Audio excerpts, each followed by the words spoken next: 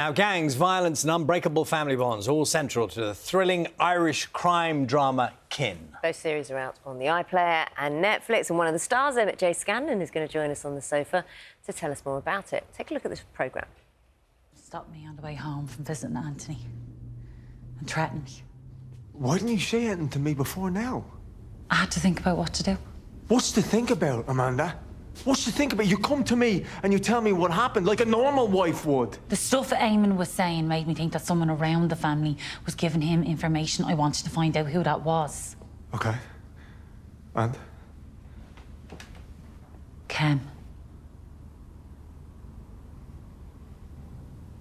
Did you know about this? Did you? Yeah. Con Doyle told Anthony he'd burn him alive. I'm not going to lose another child.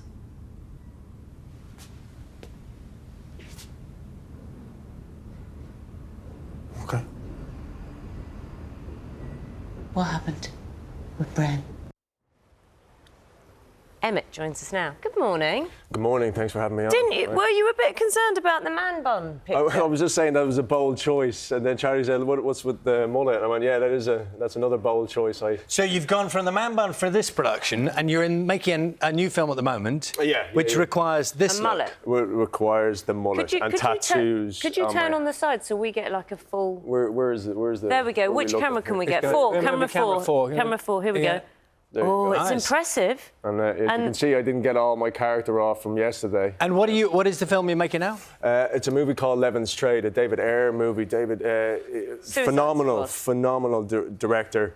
I followed him for about 20 years. He did Training Day with Denzel Washington, Fury with Brad Pitt. Who are you starring with? Jason Statham. Are you getting punched by Jason Statham at any point? We might have a little tete-a-tete, probably. When you're with you're being very coy about that. when you're acting with someone like that who's got quite a hard man image, has he got that off camera as well? Or I've met him a couple of times. We've been filming now for a few weeks, and I've met him a couple of times, and he's beautiful, man. He's a really down to earth, very welcoming guy. He's a proper number one, to be honest. I have to say that. And it's a dream come true. You know, this is also the reason why I got into acting in the first place. I love acting. I love donning the faces of different characters when sometimes I find my own face quite uncomfortable to be behind. I like telling stories and all that. But the reason I got into it is for Rocky, and Sylvester Stallone was my hero. And then when I got the script for this and I tested for this with David Ayer, the screenplay is by Sylvester Stallone. So it's one of those things where I kind of pinch myself when I'm on set. Have you met Very grateful. I have not met him, but the kid that used to shadow box behind that couch at 8 years of age is getting closer, so much closer. Have you figured out Go for it. What you're going to say to him, what you're going to wear, you know, and how you're going to make sure he remembers you, and it all lives up to the dream? God, Not no. that I want to build it up too much in your mind so it becomes and you haven't. I will say this. What I will say will be not what I said to Sir Alex Ferguson a while back. And you're a Manchester United fan. I am, which is quite difficult nowadays, and I understand that. But what I said to him before I left, I can't even say it live on air. Say it. Oh, no, not I can't. I'll tell you when the interview's over. Did you embarrass yourself? I did. Well, I felt like I did, but, you know, I was at a match. I was at one of the rare matches that we won. We were against Everton. Garnacho was having a worldie. I was invited into the director's box because of Kin. And I saw Gary Oldman there, and he's like an acting hero of mine. And I was turning around to the staff and said, "Please introduce me." I was Fanboy. "Please introduce me to Gary." And he introduced me to Gary, and he turns around and goes, "Emmett." And I was like, "Oh my God, he knows my name." And then he goes, "Is there going to be a season 3?" And I was like, "This is insane." And then I was invited into Sir Alex's lounge, and he embraced me with this devilish grin and just looked at me and says, "Is there going to be a season 3?" It was one of the most surreal experiences and one of the best I've had in about 20 years ago to Old Trafford. Well, I mean, you've done a great job of promoting Kin and name dropping at the same time. Massive name dropping. Well done, you. Yeah. Have I embarrassed myself? You know that you were saying about wanting to be a boxer when you were little. Yeah. There is no shortage of violent action in Kin, is there? Sure. It is, it is gritty.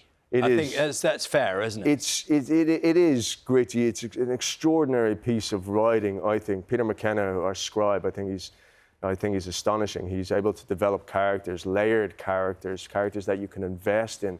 And yes, it's a crime drama about these two families going head to head, but it doesn't glorify it. There's nothing gratuitous about it. It's very real, and that's why I think, and certainly that's why I fell in love with it when I was sent the script, and maybe that's why the British people, the wonderful British people, have just embraced it into their hearts, embraced it into their homes. God knows how many times it was downloaded on iPlayer because there was so many people that came over, and now it's on Netflix. It's just really, really humbling. And how do you, as an actor, kind of calibrate the violence thing? Because I know it's a big talking point, isn't it? Violence on TV and film and whatever. And you see the scripts, and how do you kind of think for yourself whether that level is okay, whether you as a performer are comfortable with it? Well, I think you just need. I mean, it's not real, is it? It's make believe. It's telling a story, and we are a nation of storytellers. We're a planet of storytellers, and I think just that alone, you're able to do it. And if there's nothing gratuitous about it, and if it serves the story, then I think that's fine. You know, I think you can definitely differentiate between reality and fiction, and those who can't don't need a TV series to convince them otherwise. Yeah. Is it more fun doing the silly violence, like with Jason Statham? I'm looking forward to that. What's more fun? I don't know. I like it all, to be honest with you. You like violence? You like all violence? No, I don't like violence. I like the filming aspect of it. I like it's the Neverland syndrome, you know? It's like... Do you know, I was watching... Go on. And it took me, because I hadn't seen Ken. I hadn't seen it. And so because I knew you were coming on, I was like, I'm going to watch this. I hadn't embraced it, because I'm a bit wary of violent stuff. OK. There are a lot of beards. Yeah. I found it hard to distinguish you all. Did you all kind of like go, you know, what was the beard grooming process like? Well, I was the ugly one. Charlie Cox is the good-looking one. The ugly one? Yeah. OK. And Charlie Cox is the good one. Yeah, you're right. There are a lot of beards. Is it required are you required was the character required to have a beard? No. It wasn't. You just happened to have it just so happened to... Look, when we shot season 1 as well, when you look at that man bun there, when we shot season 1, it was in the height of pandemic, the height of lockdown. It was a whole new world. So at that point, nobody was working. My hair was growing. I had a beard. It was so long I could put it in a ponytail. And then this job came along, and this opportunity came along, which meant I could go back to Ireland. I got to see my family for about 4 months, which I'd never been able to do normally. And I just said, listen, any chances I can keep the man bun? And they were like, yeah, no, that's a good choice. And then they didn't say anything about the beard, and then here we are.